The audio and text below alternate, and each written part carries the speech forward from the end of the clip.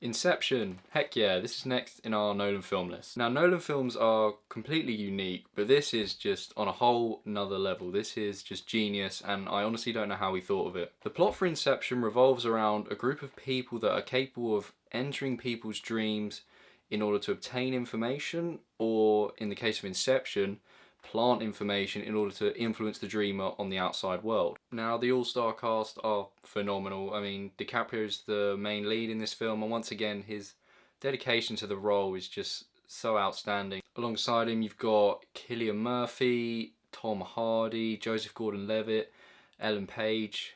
Is it Page? Not the other one, not the bad one.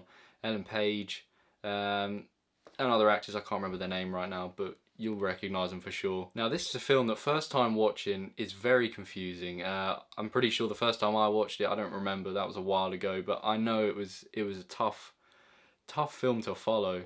And even after seeing it twice in a month, it's still tricky to follow along, and it's a film that requires your full attention. This is a film you cannot afford to look away from.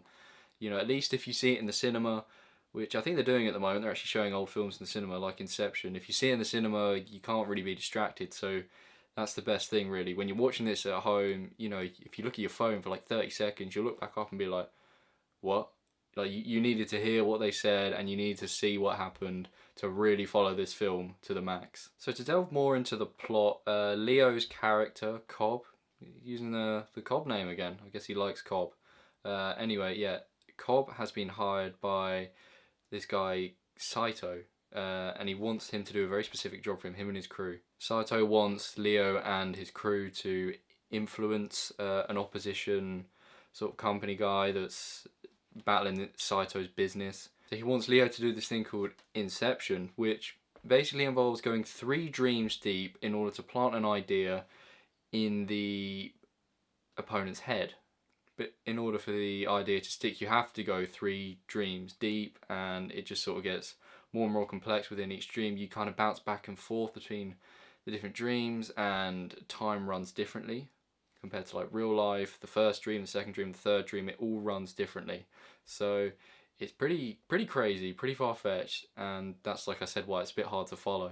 Now the plot gets a little bit more complicated, involving Leo DiCaprio and his wife, stuff that happened in the past. So you kind of got that as a side story that's happening, and that's sort of influencing Leo and the rest of the characters in the movie. Now this involved using quite a lot of exposition in the movie, which, I don't know, I'm not a big fan of exposition, so I kind of thought it'd be a problem, but it's not actually a major issue. Ellen Page's character was sort of used as the audience, in the sense that she was the one receiving all the information. She was the one pressing Leo about his backstory, about his past, about his wife, all this sort of thing. So that was a good thing to have, because you certainly needed that information fed to us as the audience in some way, and using her as a character that was new to this world and the things that Leo and his crew do was good, because it allowed us to sort of get the information direct to us. But like I said, I did actually enjoy the exposition, because I liked the way it was delivered. It was delivered well. It didn't feel like too forced or too much of a thing where a character just offloads everything onto one person just randomly. It was a case of, as the plot was developing and things were becoming more at stake, more at risk, we did need it, because without this exposition, this film would have been even harder to follow, and you probably couldn't have had that whole side subplot, in all honesty.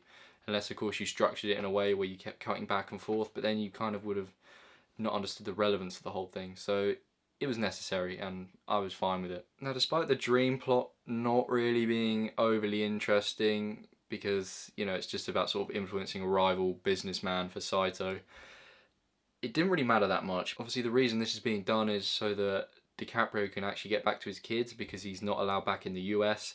So he's doing this job for this powerful guy, Saito, because this guy has the power to get him back home, get him back to his children, all that sort of thing. And that was where the pull of the movie was. It's the fact that Leo wants to get back home, you want him to, because you're rooting for him, and the difficulty of the task, you know, to pull off Inception. They talk about it like it's something impossible, near impossible, and it's never been done before. So it makes everything feel very high risk. And then as the plot develops, you actually find out that because they're so deep in these dreams, that if one of them were to die in the dream, they would actually go into limbo, which is basically the equivalent of going to a coma, I suppose. Like, you might not wake up, you don't know when you'll wake up, and you could be trapped in that dream for an incredibly long time. The structure from Nolan, once again, is just phenomenal. I'm probably not explaining it all that well, but his ability to structure a movie is just incredible. I really don't know how he does it. You get a scene early on in the movie, you know, like the first scene actually, and that relays all the way back to the end. And you find out how it's all linked and it all makes sense, and you just got this moment like, bruh, that's like incredible. Hans Zimmer works with Nolan again for the score, and this score is bloody incredible. The music that plays when they've like completed the job and woken up from the dream from Inception, it's just top class. Now, to talk about that ending, I don't think it could have been done better, in all honesty. The job's completed, Leo makes it home, you think, oh, everything's great, everything's like spot on. They've done it, they're going home, mission complete. But as we saw earlier in the film, there's this theme of what's a dream and what's real, you know, how does a character know if they're dreaming or not? So what a character has is this thing called I think it's called a totem, and they use that to verify whether they're in a dream or whether they're in the real world. And Leo has this little thing, he puts it on a table and spins it, and if it continues to spin, then he knows he's in the dream. But if he's in real life, it will just topple over. So Leo makes it home, he's finally with his kids, he sees them in the back garden, but he takes his totem, he puts it on the table, he spins it, and he's waiting, he's watching it, but then his kids notice him, so he goes over to talk to him, because he hadn't seen him in years, or however long it was, I don't know. But he's gone over to see him, and the camera just sort of pans away from him, zooms in on the totem, and you just see it spinning and spinning, it's not falling over, and you get a slight wobble, and then the film cuts off, and that's it. And I love that as an ending, because in regards to the whole plot involving his ex-wife, she took her own life because she wasn't sure what was real and what wasn't. And when you see that totem at the end just spinning and you don't actually see it stop, that makes you question whether she was right the whole time. Was the whole world a lie? Was everything they did in this movie actually just a dream of Leo's? It's such a crazy concept, it's such a crazy ending, and I love it. I love the fact that we don't know. Still to this day we don't know. Inception is a great movie. I mean, I want to say it's one of his best, but they're all just his best in a sense. They're all so good. It's, you know, even though so far I think it's 9 movies we're doing this. It's 9 or 10. It's honestly hard to pick. Even if you had to pick a top 5, that'd be tricky because they're all so damn good. This movie gets a 9.5 out of 10. Up next we have the last film in his Batman trilogy, The Dark Knight Rises, so I'll see you in that one. Heck yeah,